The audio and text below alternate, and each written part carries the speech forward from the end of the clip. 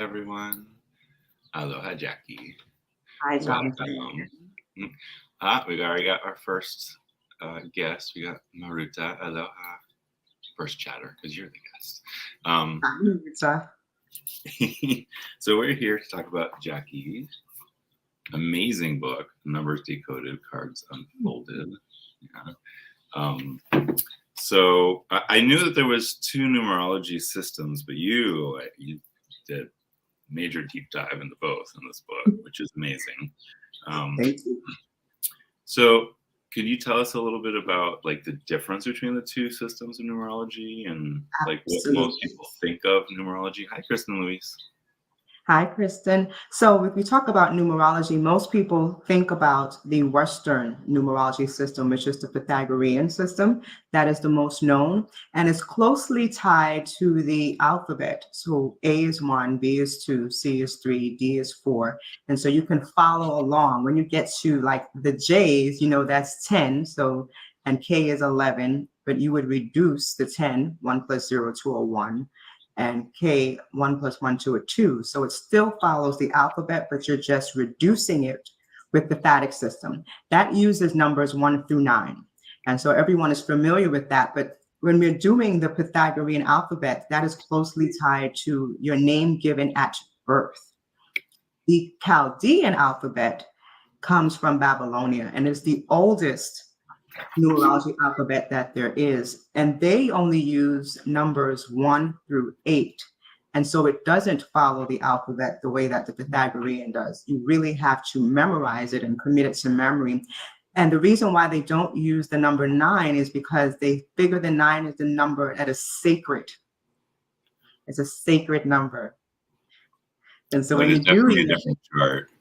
yeah, it's definitely a different, you have to come up with acronyms or ways to mnemonics to remember what those letters mean to those numbers. So AIJQY, like I have my own way of remembering what that is. And so you have to come up with different word tools that you can commit it to memory.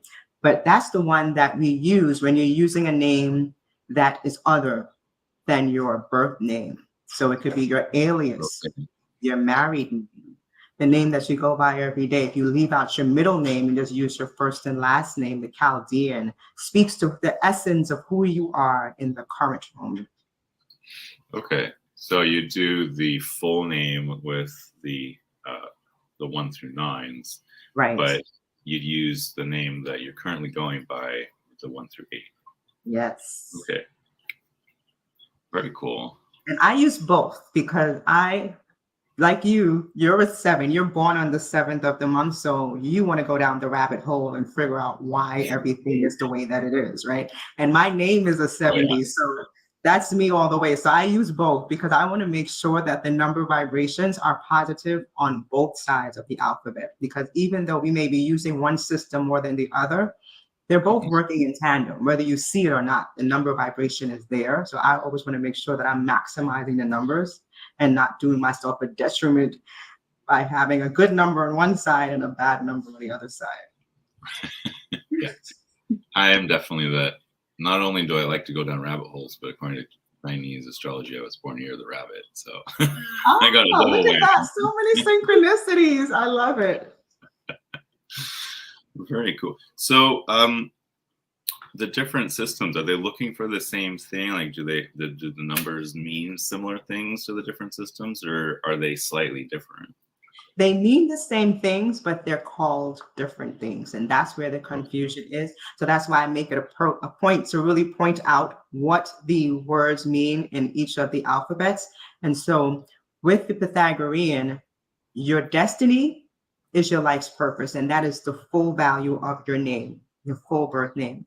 Whereas in the Chaldean alphabet, it's called your expression. So the name that you calculate is called the expression number because that's the way that you express yourself in the world. They both mean what you're here to accomplish and share with society at large. It is your life's purpose. Your name is tied to your life's purpose, but it's just what they're called. It's different. Aloha, Chris, and Pamela Batchelor, and Gerald Girostash. Hi, Elemental. Welcome, everybody. If you have questions about numerology, don't forget to put them in full. Oh, and we have Maruta giving us some numbers here. She Yes. has 8 birthday and life path, but a 7 soul urge.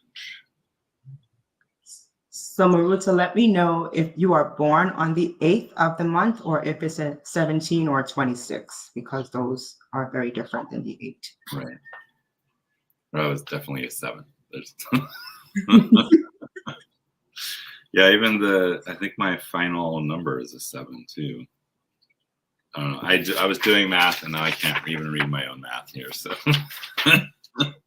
Well, we're going to go through it, so that'll be cool. Okay. But yeah. Well, so my full name is Jonathan James Dailey. There's the spelling. Yes, Jonathan James Dailey. Okay. So we don't have time. Should have asked you to work that out earlier, but we can do that now. Oh, so Right. Maruta, you were So I did 26. part of it. So I did the 3 names. First name comes to a 29.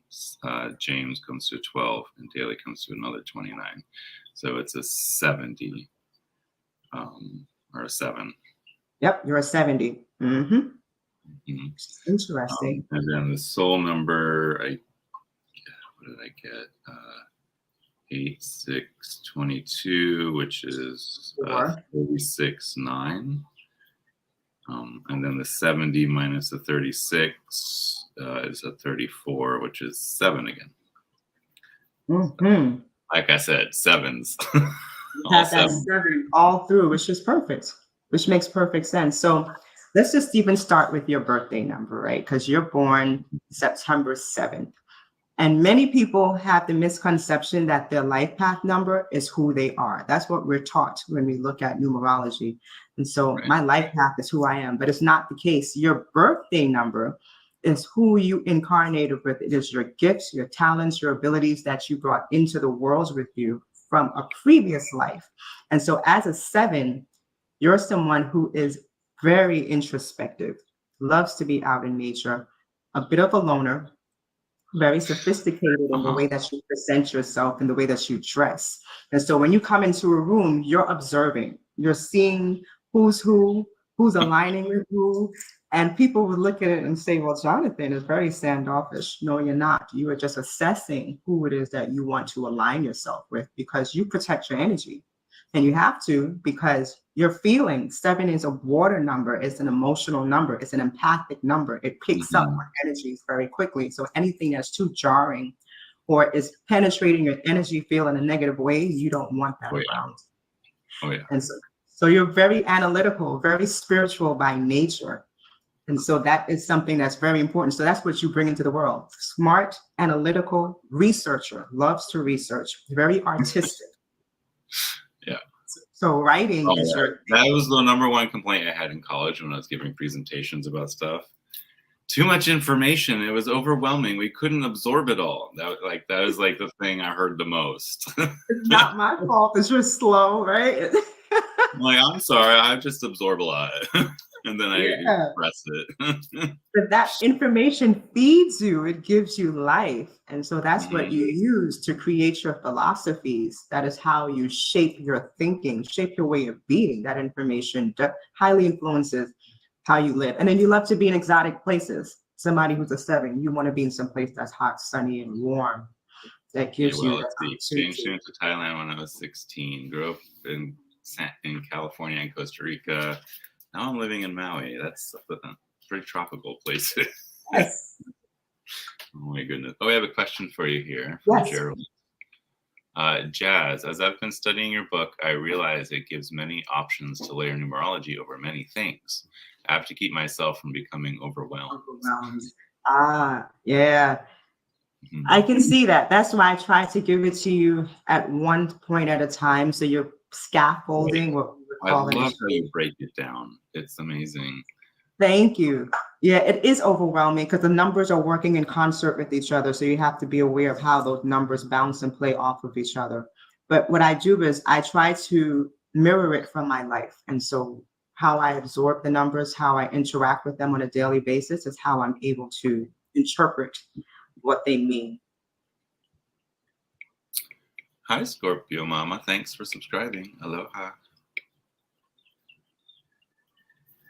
Thank you, Oh, Tarot Stash. Gerald. Yeah. So here's Jazz's website, which is actually in the description too. All her links are there. Yeah. So let's see. On the Chaldeans side, it's different what you come up with, because instead of coming down to like a single digit, well, I mean you do, but you also have that double digit. Mm-hmm. So And your Chaldean is what with your first and last name? first and last, yeah. What number did you get for the Chaldean? 44-8. You got my number on the Chaldean. So 44-8 is one of those power-packed numbers. And it makes sense that you're an 11 light path, because I am too. So there's no mistake why we're here talking to each other. So the 44-8 is a master healer. And so master healers are people who use words, sound, touch to heal other people. And so when you think about master healer vibrations, you're thinking about Michael Jackson with that 22-22 working both ways, somebody who can appeal to the masses, and people are feeding off of your energy, because just you being in the room is a way of healing them. But that 44 is also an 8. And so you make your money from the healing. 8s are business people, business owners. They are the executives.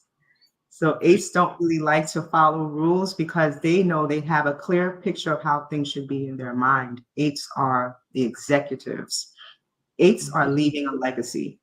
And your 44-8 is definitely a legacy building name. So makes sense. Yeah, well, it makes sense why I'm in business for myself, and I do acupuncture as a healer, and I'm leaning more towards acupuncture aided past life regression. So there's healing with sound, right? Right. And I like kind of deeper healing, I feel, because it's what I'm focused on with my treatments is let's find those patterns from past lives that are still affecting this life, and then do past life regression to see what it was that triggered that pattern in the first place, so you can finally let go. Right? I always end the session with that past life and the current life coming together to commune with the higher self, to create like a triangle of energy, to create like a healing space for them. And so integration. Really integrate, exactly what I was about to say. That's beautiful. Oh, and Maruta says that she's got a legacy crystal collection. Nice. I would love to see that legacy crystal collection, even though I know that's a private thing, but yes, that is definitely a legacy. Right. Yeah. I've created a legacy crystal collection.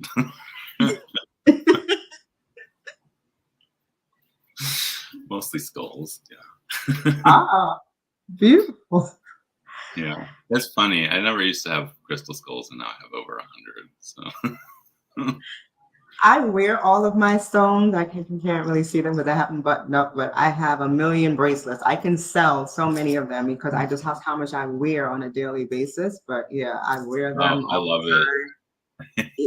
My rings, like everything is moldavite here. Like I just need to have. Yeah, I'm wearing moldavite. The moldavite ring specifically. That's funny. How long have you been wearing your moldavite? I have been wearing moldavite since 2017. 2017. Okay. That's the 6 years. I've been wearing this ring since, when did I get it? 2005. So you have been attuned to the cosmos for a minute. Oh yeah. I can't. It's like I feel weird when I take it off. Like I Me feel. too. Yeah. Like there's something missing. Wait, bring it back. Yeah, it's funny the connections you have, and then of course I have the first ring I made, which is the tiger's eye. Tiger's eye. Yep. Yeah, I have my tiger's eye on too. This is a blue topaz. And let's see, I think that's it. Oh, of course, my pearls. I usually wear pearls too. Oh, I have pearls on. There we go. Look at that. Oh, yeah. Love it. Synchronicities. With the blue topaz in the middle. We can't make this up. Connections, right? So, I see here that you have like the terms like Mm-hmm. component two, right? Right. Destiny number, expression number, right? Yes. For those who want to get the book and want to work through it, which one would you suggest you jump in first with? Just the work from the beginning and work your way through, or the Yes, absolutely. lessons? Absolutely. For those who want to get the book, work from the numerology and work your way through, and then sit with it because numerology is a lot to grasp. It's a And I lot. didn't cover all of it in this book. I couldn't have. I have a second part that I need to put out.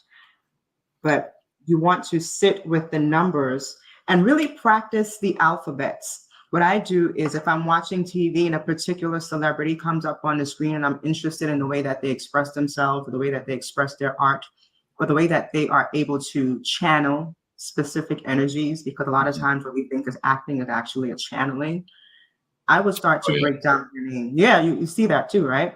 Oh well, I was an actor as a kid, and like I had to cut away from that because I could see how it like take over my whole life. Mm-hmm. I saw a documentary with Jim Carrey about how when he did that movie, The Man in the Moon, and he channeled, oh my God, I'm blanking on his name. That famous actor, I'm totally blanking on his name. Anyway, he said that like he literally like stepped aside and that guy stepped into his body and took over. Yep. Was there for the entire time that they were filming. Yep. And occasionally Jim would come back for a little bit, but it was mainly the other guy. Yeah. Yep. So when I see that, I want to see what numbers they have working for them. And so what I would do is take my pen and pad out and just start to write the name and do both alphabets, Chaldean on top, Pythagorean on the bottom, to see what those numbers say. And I look at the compound numbers, because if it's a 5, what kind of 5 is it? If it's a 7, what kind of 7 is it? Because all the That's 7s. exactly what I had just pulled up was, so there's the 8 and then there's all the different ways you get 8. And so I would go that 44 there, and that's how I read for the end number. Yep. So very cool. Turo Stash says, I started with page 1 and still working through it. I'm at page 122. Oh, that's great, Stash, because you're at the blending of the concept. So you can begin to break people down with the full chart. Yeah, that's very cool. Page You're a little ahead of me, Gerald. Yeah, on 22, you start to go through the different ways that you blend all the numbers together. And that was very important for me to do, because I had a client out in Australia and she's like, Jaquii, the main confusion is I have all these numbers, but I don't know how to work with all of them, how to interpret them at once. And so I had to really delineate how to blend the numbers. Yep, blending, Sister Stash. I'm still trying to absorb the table of traits. Yeah. So the table of traits is important because what it does is it looks at all of the number frequencies in our name. And so with my name, Jaquii Leviene, I have, I believe, 5 1s or 6 1s. I have 10 5s in my name. And so I know that I'm somebody who is prone to addictions. The 5 is that number that loves to experience the world. It loves to travel, but it loves to have sex. It loves to eat. It loves to drink. And it can be overindulgent in any of the things that fuels our lives. And so the table of traits looks at the frequencies and tells you what you have an overabundance of, what you have too little of, and what you have an average of.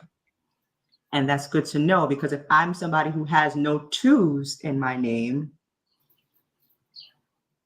I have a few 2s. Oh, that's good though, but you have some. If I don't have any 2s, that means I don't know how to speak to people. Like I have no tact or diplomacy. I'm just brash and rude, and I don't know how to work as part of a team. And so that's interesting to know when you're working with people as part of a team, what they're missing, because you don't want to put them in a position that accentuates what they miss, what they lack, right? Right. Here, why don't you lean on the thing that you don't have? Okay. Yes, Dash, there's a book 2 coming out. I'm going to start working on it in my Jupiter period, which is about August. So Okay. yes, and this is going So to we'll have be able everything. to, This is going to be the last but of it. And you're just gonna start writing it now. Yeah. Mhm. I have it already done, but I want to rewrite some things because I did have to rewrite some things for this first book, just so that I'm not Right, right. plagiarizing or taking other people's ideas. I wanted it all to be my own. Makes sense. Cheyenne has a question here. For a non-celebrity person, would you use your birth name or married name if it's changed? Or what about same scenario except it's someone who has changed their name for other reasons? Reasons. So I look at both names. So I look at the birth name and I use the Pythagorean alphabet. And I look at the married name and I look at the Chaldean alphabet. And I see which one resonates most. Probably the one that your married name would be the one that resonates most. But understand too, when I tell women this, since we're the ones who change the names, always look to see the value of the name that you're changing, because sometimes you're taking on a name that will bring you bad luck. Mm-hmm. And so even though the last name itself, when you look at it, could be like a 17, that's a very good number in terms of money and legacy building. But when you add that 17 to your name, it can give you a value of like a 43, which is the death point, failure, disasters, upheavals, war. So you always want to be mindful of the energy that you are bringing on when you do the married name. But look at both. That's my thing. Look at both. Look at both. Always look at both. Hi, Always Ginger. look at both. Hi, Ginger Faye. Gerald says, I like the idea of using numerology and astrology to help plan for the best time for projects. Yes. Yes, thank you, Tarot Stash. I'm actually teaching a class right now on the cosmic cycles, because there are periods in time when we are supposed to do things and times when we are not supposed to do things. And it's mapped to the 52-day periods from birthday to birthday. And it is closely aligned to cardology. So right now I'm in my Venus period, and this is not a time for me to do anything that pertains to writing or studying. This is a time for me to really focus on me, do some introspective work, possibly think about moving to other locations without having to purchase a home. Like, it's not a time to purchase homes. It's a time to deal with women. And so I need to be very mindful of the energy that I'm in so that I'm not working against myself. Right.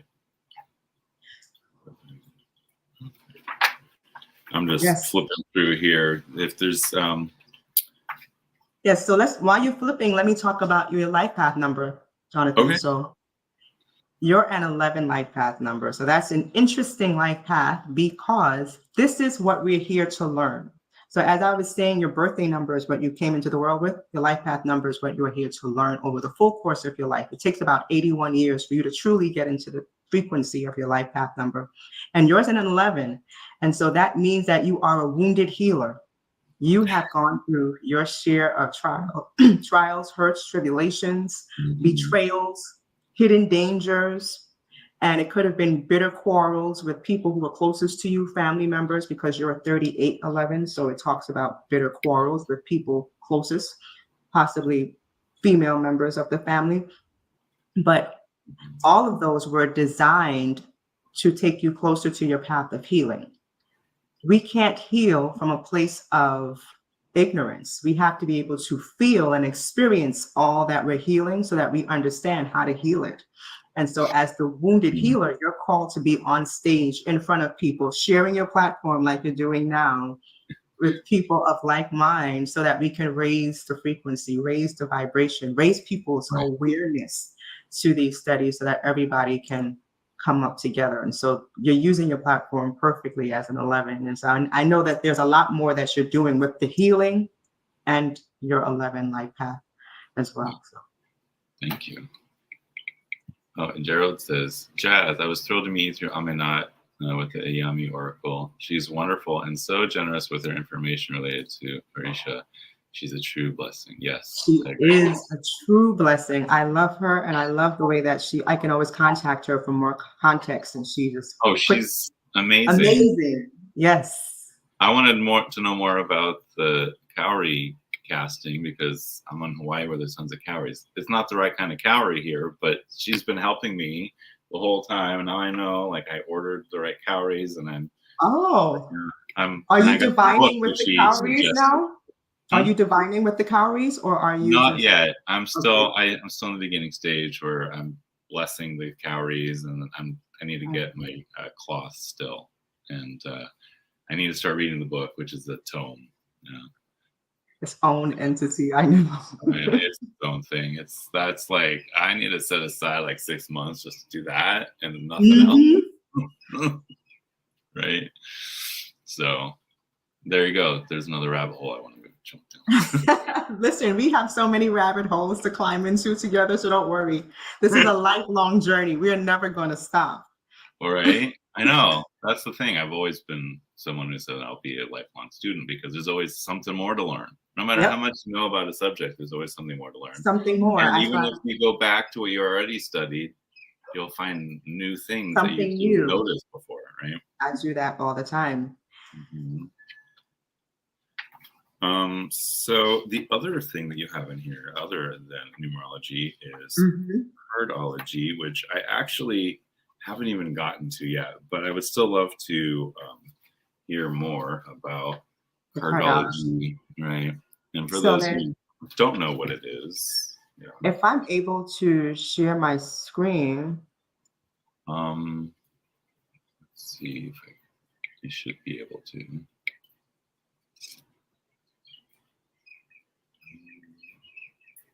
I don't see any way of. allowing it.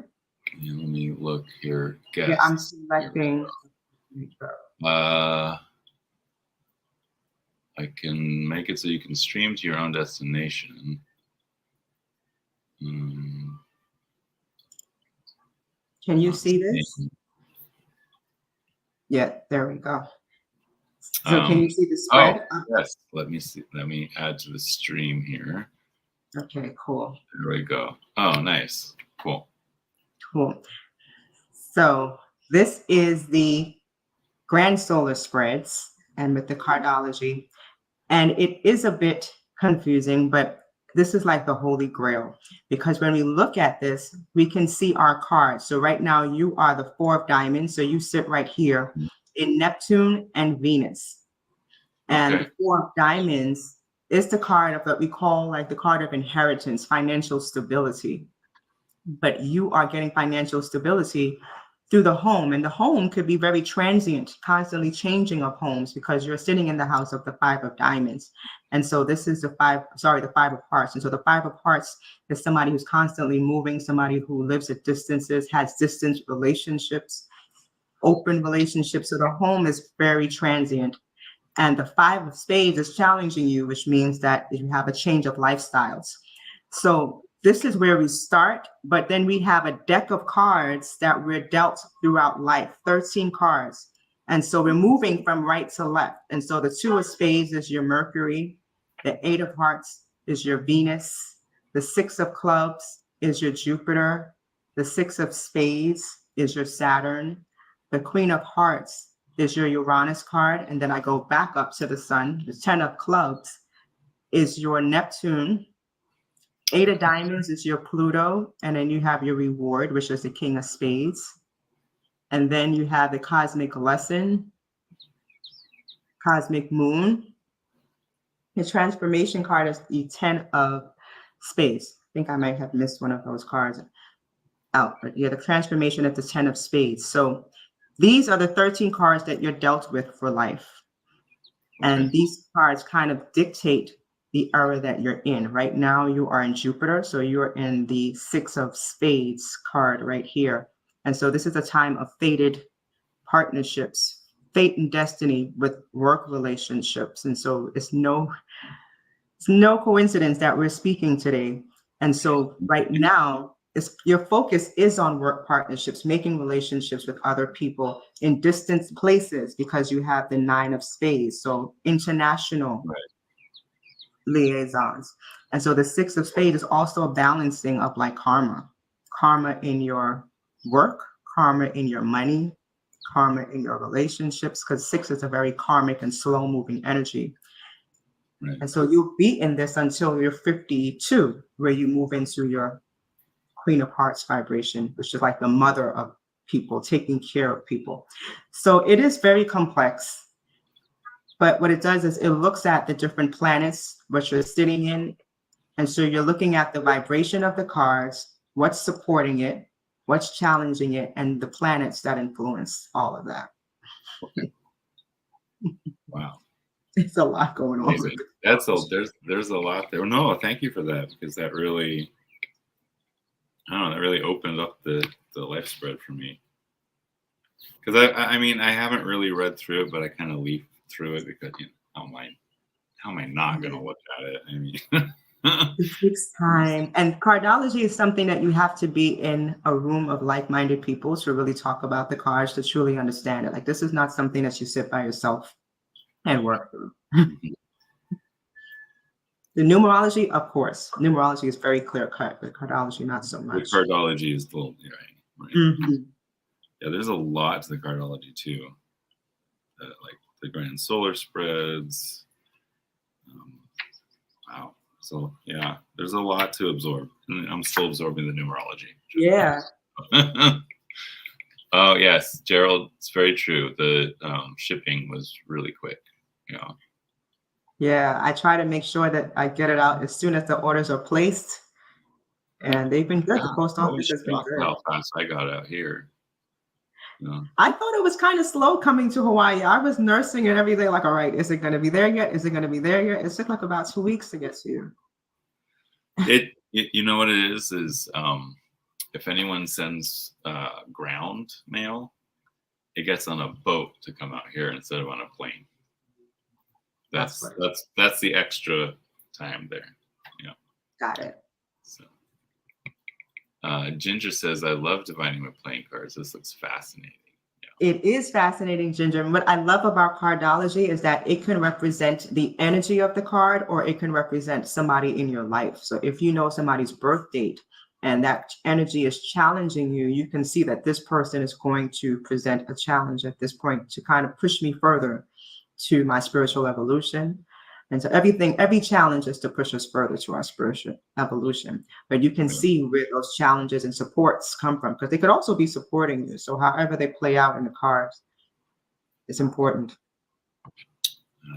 Gerald asks, Jaz, is the cardology a traditional system or something you've created, blended both? It's traditional. I wish I could take credit for it, but I can't. It is definitely a traditional system. And we may have been introduced to it from Robert Lee Camp, who does the destiny cards, but he doesn't necessarily do the grand solar spreads. And the grand solar spreads gives us more context. The destiny cards just tells you what the cards mean. So it's close to cardomancy in that he's only giving you the definition, but he's not really telling you how to see what's supporting and challenging on the grand solar spreads. I'm looking forward to diving deeper into that, but like I said, I want to do as proper my way through. Right? But thank you for that, because that really is going to help me when I finally do get to that spot. Because yeah, the cardology is it's a beast. It's a beast. Yeah. Oh, and then what can you talk about? Calculating your birth card. So calculating your birth card is if you don't have access to a chart that gives you all of the birth dates in cardology, you can find, so I provide the chart that gives you the breakdown of when your birthday is and what card you have. But in case you don't have that chart, you can find it by hand. I'm old school, so I like to do everything the old way in case they take away all of our books and technology. But you never know. One of the reasons why I collect books, truthfully. We never know where they're going in the world. But with your birthday, you're September 7th. So what you would do is take the 9 from September, double it. So that's 18. Add the 7. So 18 and 7 is 25. Right. And then I'm subtracting 25 from the number 55. And that gives me 30. And so the 30 is mapped to your card. And so I know that the 30 would be the 4 of diamonds because I'm subtracting 30 Huh? from 26, because I know 26 is the king of clubs. And so I know that the next is the diamonds, 4 down, 4 diamonds.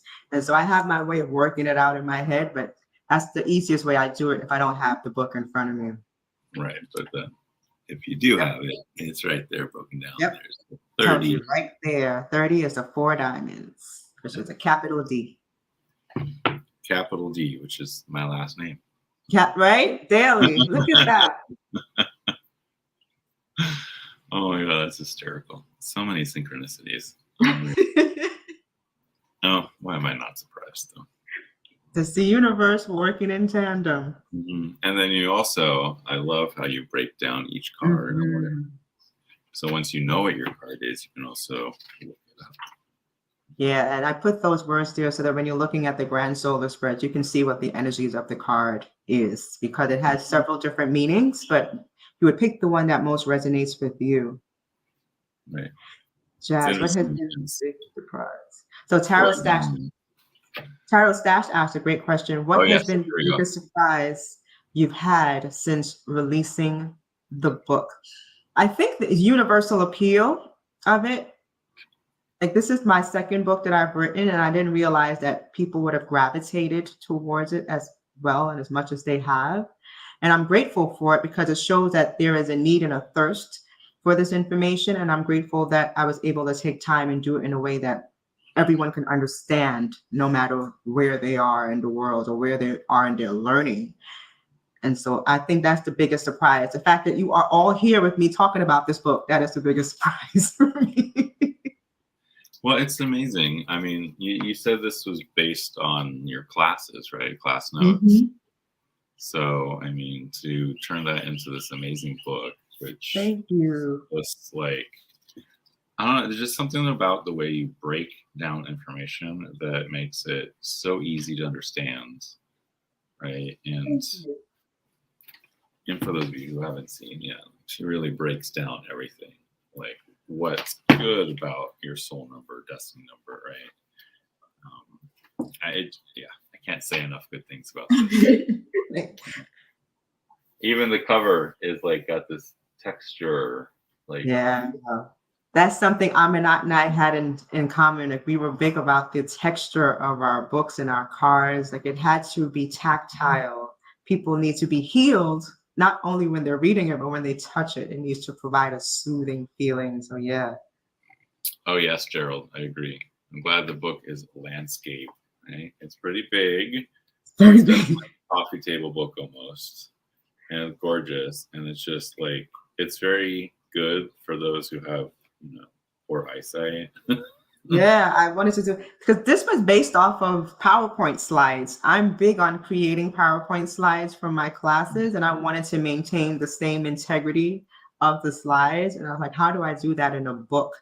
And so I said it has to be landscape, 8.5 or 11 by 8.5, and that's the way that I did it. So yeah, right. So that's right. So if you hold it this way, it's about the size of a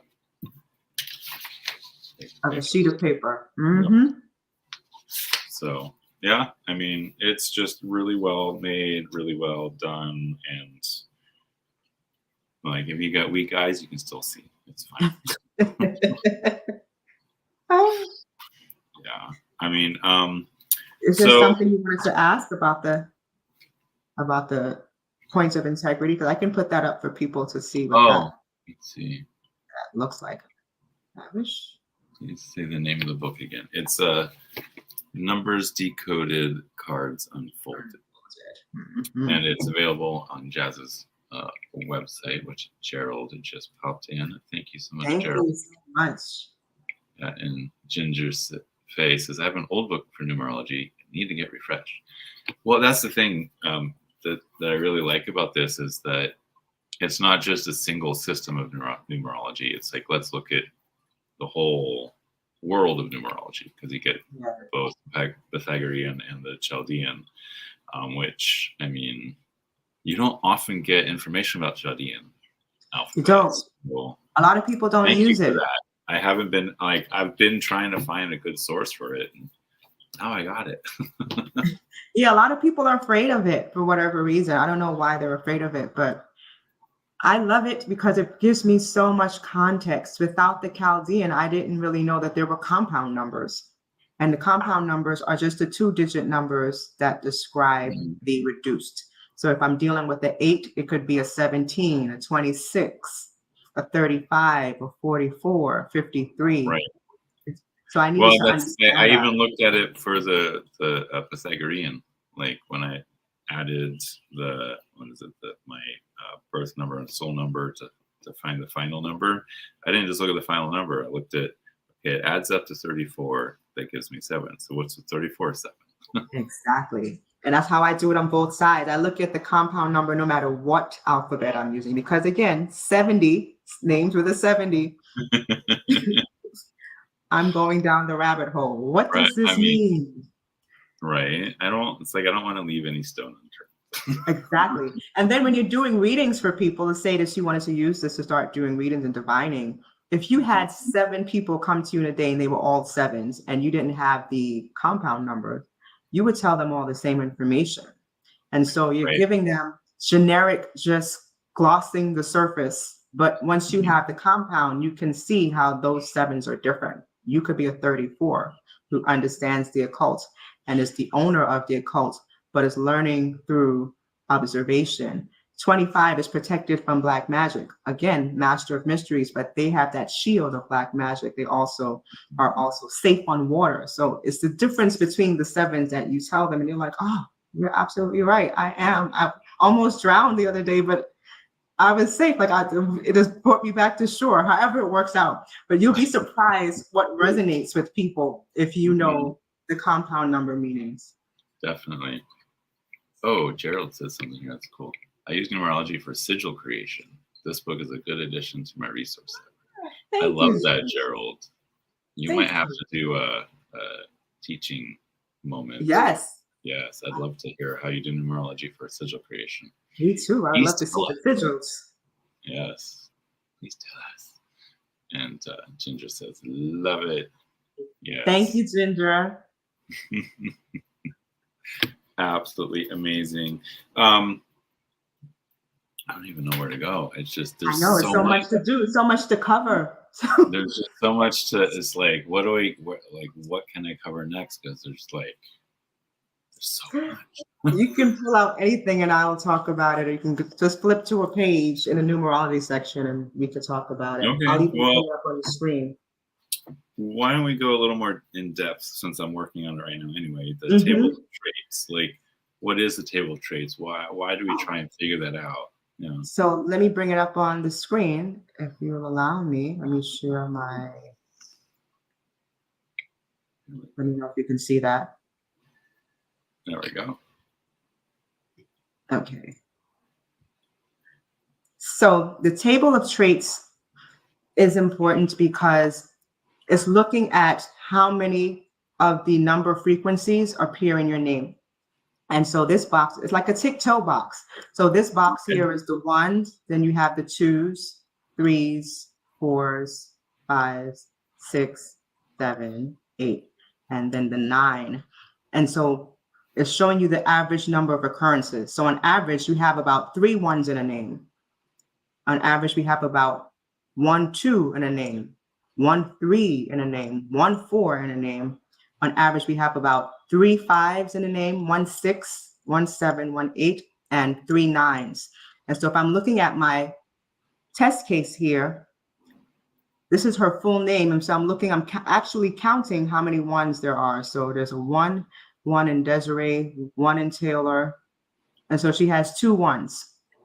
And so I know that she has the ability to lead, but leadership is not her strongest suit.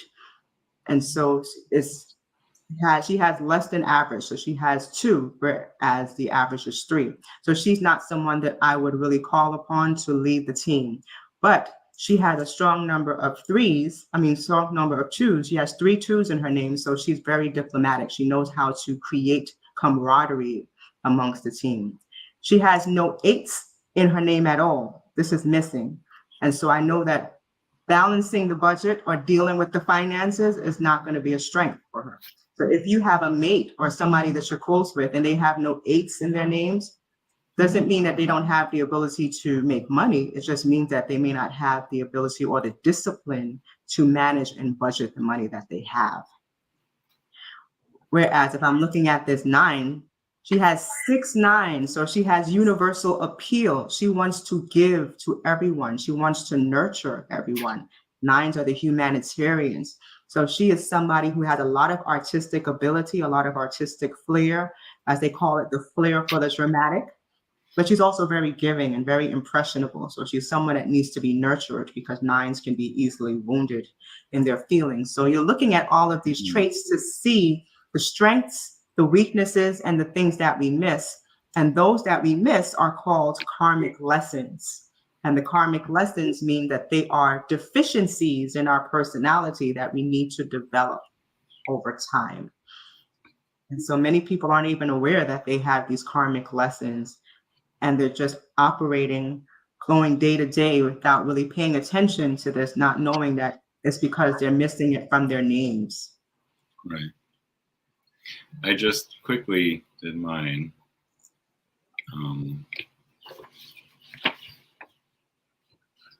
Ooh, 7 1s. Oh my goodness, Jonathan. Look, I mean, yeah. Nobody's telling you anything. You are the boss of all bosses. But you have, but you're definitely self-focused, which is great. The top line, once you have the most numbers in the top line with that 9, you're self-focused. And so your major concern is you and how you show up in the world and your development, your personal development. And so, yeah. But that 7 is telling, because you are a natural born leader with that 7 1s, 7 1s. Uh-huh. 1s, yeah. I was shocked. I was like, what? Bossy, all right? Oh, I would love to see what your mate said. Bossy. But it's cool. Yeah. But they the thing that's know interesting that for me is that there's nothing missing. There's no numbers missing. And it's well balanced. You have no missing frequencies. So that's great. Yes, you Ginger. are your own man.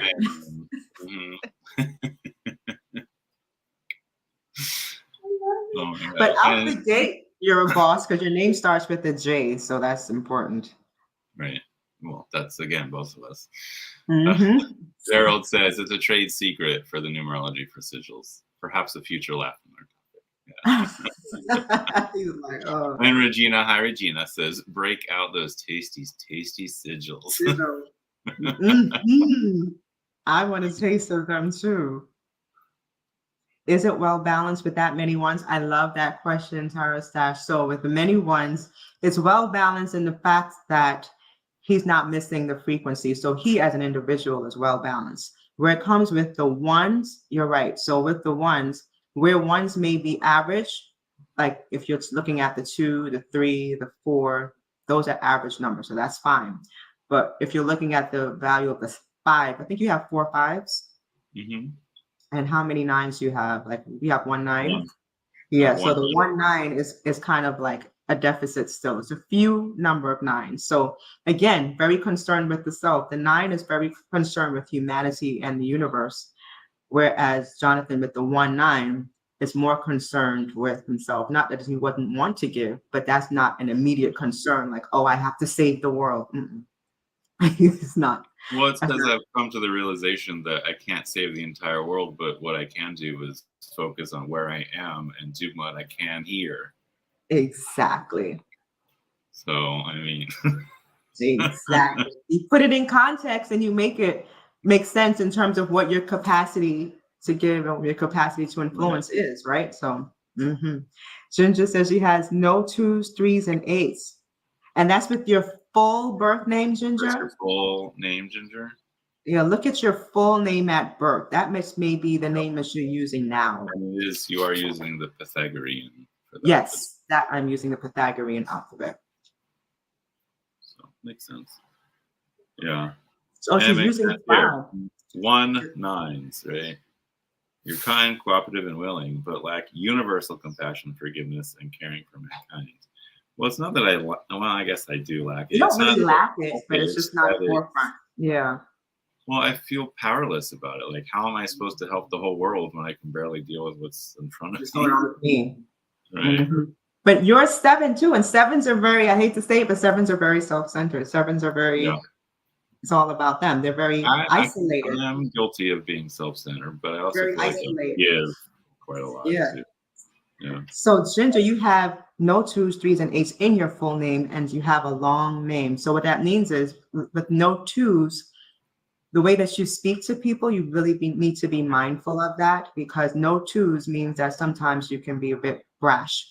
Not that you want to hurt people's feelings, but you're not necessarily paying attention to the way that you're phrasing things in the heat of the moment. They come out the way that they come out. And so using honey or anything to sweeten the palate, agave, whatever you use to sweeten the palate is important, because we always want it to come from a place of loving words. With the 3, doesn't mean that you're not creative. And remember, this can show up someplace else in your chart. So you can have like a 2 pinnacle number or a 2 life path number, or you could be born on a 2 or a 3. So it doesn't mean that you don't have any. So it could be somewhere else in your chart. With the 3s, it doesn't mean that you're lacking creativity. What it means is that your creativity is coming more from a technical perspective. And so where some of us are artsy with the singing and the art and the dance, you're more creative in terms of the way that you write or the way that you put things together as far as plans, very technical in terms of your creativity. But with no 3s, you also may not express yourself and speak your authentic truth. That may be very difficult for you to really come from a heart space and speak your truth.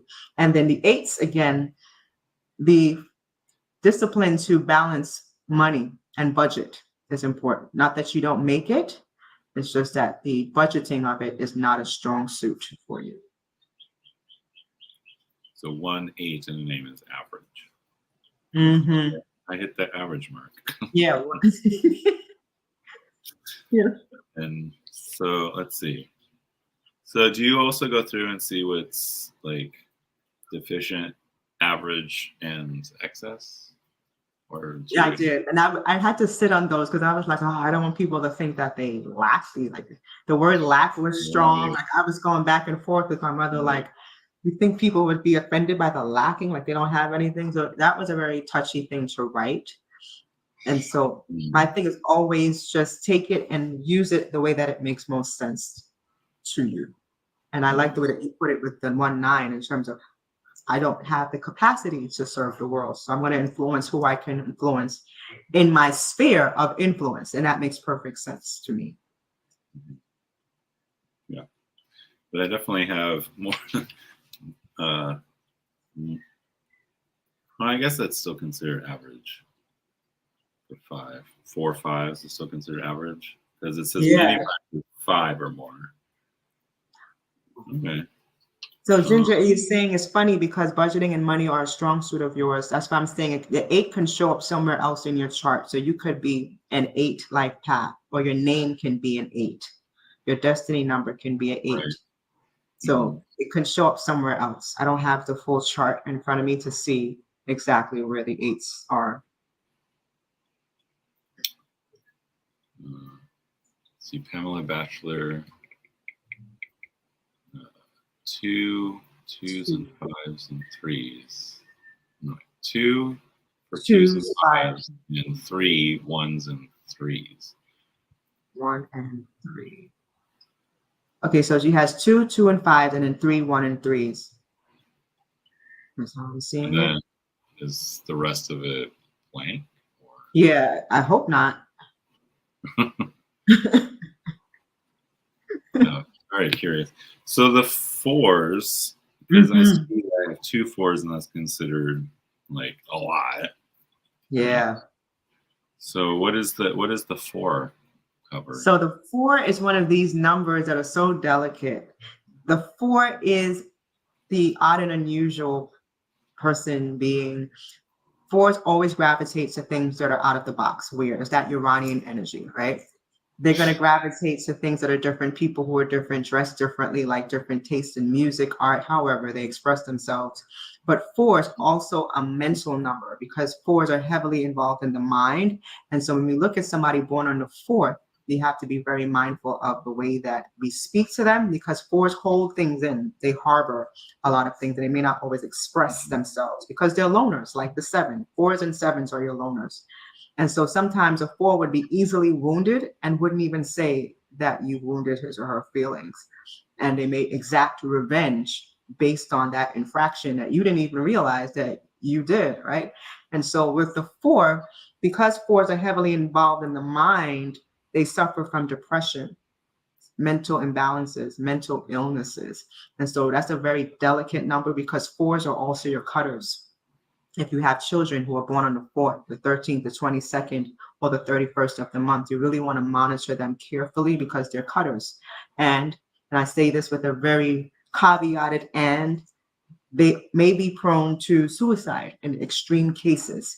And so I'm delicate with the fours that I talk to, because you never want to put that in their head to give them the idea that that is okay. Well, I'm a four, so this is normal. No, we're going to work with you and find ways to combat those feelings so that you don't have to take it to that level. But it's just good to know that in case you have people around you who have an excess of fours in their chart.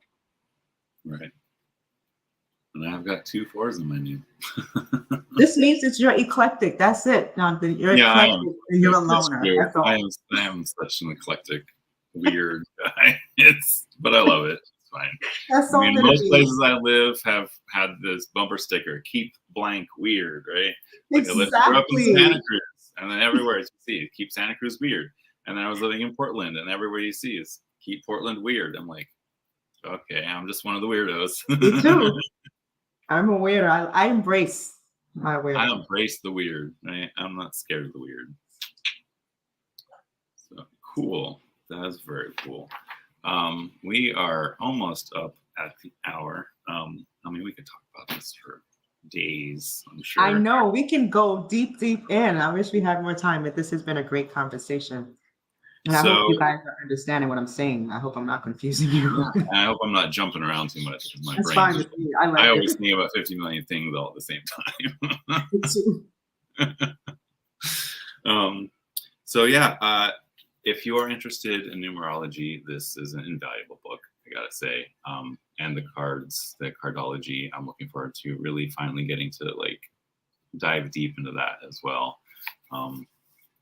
It's definitely a class in a book, is the best way of describing it. That's exactly right. It's a master class in a book. And Maruda, you asked, is 5 5s a lot? Yes, it is. 5 5s is more than average. And 5 5 means that you're a literary. So if you have not been writing books, you need to start writing books, because you have that literary skill. Very well learned, likes to communicate, likes to learn a lot and share that information. But 5, as I was saying earlier, is prone to addiction. So you need to be very mindful of managing and doing things in balance and moderation. I'm not one to say, well, don't smoke or don't have sex or don't drink. Do what you like in moderation, because 5s can go to the excess. Right. All things moderation, including moderation. All things moderation. Thank you, Gerald, for the link again. Thank you, Gerald. It's been amazing. And speaking of astrology, this coming Thursday, I will be doing an unboxing of the Real Sky Astrology Tarot deck with Julie. I got the book and deck from her, directly from her, actually. And I asked her if she would join me for an unboxing. So this way we can all look at Real Sky together, which it's blowing my mind. I love that. I'm going to tune in. Yeah, because, in regular astrology, I'm a Virgo sun, Libra moon, Taurus rising. In Real Sky Astrology, I'm a Leo sun, Virgo moon, and Aries Pisces cusp rising. Oh, wow. Which totally changes everything. Yeah, astrology is everything. I just know in the regular Western, I am Taurus sun, Cancer rising, and Capricorn moon. Nice. But yeah. So I'm interested in learning the other. I learned about it a few years ago, and my brain was like so like I don't know. I was fighting against it so hard that instead of like studying regular astrology, I just went completely the opposite direction and started studying Chinese astrology instead. Which we in the West have barely scratched the surface of that. We know about the evil, but there's actually 4 signs that you do your whole chart for the Chinese, and it totally changes everything. Not everyone born. That's why it's like, well, why is everyone born in the same year so different? Because they are different. And if you look at the 4 pillars, it's very rare to have anyone have the same pillar. Right. Mm-hmm. It's true. Even they go by the elements, because I'm a fire dragon, and I didn't even know that each of us has an element tied to our zodiac. So, and let me blow your mind even further. So I was born year of the wood rabbit, month of the wood monkey. My day sign, which is actually your personality and who you truly are, is fire dragon. And then the hour sign is earth pig. So it right. If you know those 4 pillars, you can see really how your life is progressing, where you come from, because one of the pillars represents ancestors, one of them represents spouse and siblings, one of them represents kids, like in old age. So it's that's a whole other hour. I have to dig deep into that one. Send me the resource that you use to get to the pillars. Pamela says, another dragon in our midst. I'm a water dragon. Welcome, fellow dragon. Hey, Pamela. Oh my God, I love it. And then Ginger says, I believe we're all a piece of all of the above.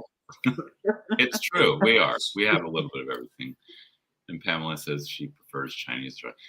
Pamela, did you do your full chart? Did you get all 4 pillars?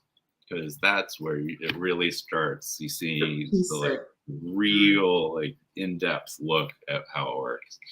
So yeah, I will send you the stuff that I have. And my friend Betsy Palmer and I did a little expo on Chinese astrology a few months back. So I'll watch that as well. Yeah, I'll send you a link for that. Yeah. So Jazz, where are you located? I am in Brooklyn, New York. In New York City, Brooklyn, New York. New York City. All of the attacks on the skies, yes. I didn't need my resources. Okay. Fine. Thank you. And if you are around on Thursday around, it's going to be that same, well, for me, it's 8 to 9, wherever you are that hour. And hi, Heather. Woohoo, New York. Hey, Indigo, Jaguar. Yes, woohoo. Yeah, I truthfully, I've lost count of how many times I've been in New York City because, like I said, my aunt, who gave me my first deck, grew up there. She's friends with Robert Palmer and calls him Bob all the time. I have never been to Hawaii, so I owe you a visit because that would be amazing. Oh yeah, I would love to play tour guide for you. I would just take you to all the cool spiritual spots. Mm-hmm. Oh yeah. Yes. Thank you everyone for being here. Just one moment, Jazz, while we end the broadcast. Well, wait. Let's do the short outro. Thank you everyone for being here. Until next time, aloha. Thank you.